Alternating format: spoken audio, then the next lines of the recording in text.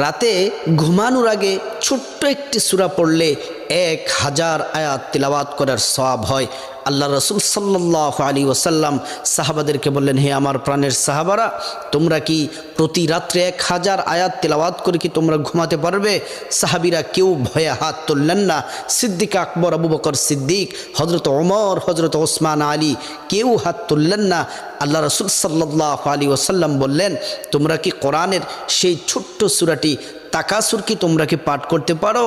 আবু বকর সিদ্দিক হাত তুললেন, ওসমান আলী, তালহা, সাদ বিন আবি ওয়াক্কাস প্রত্যেকটা সাহাবী হাত তুললেন।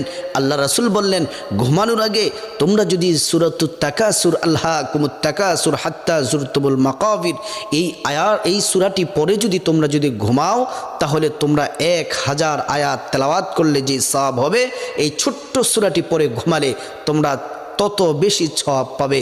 আল্লাহ তাআলা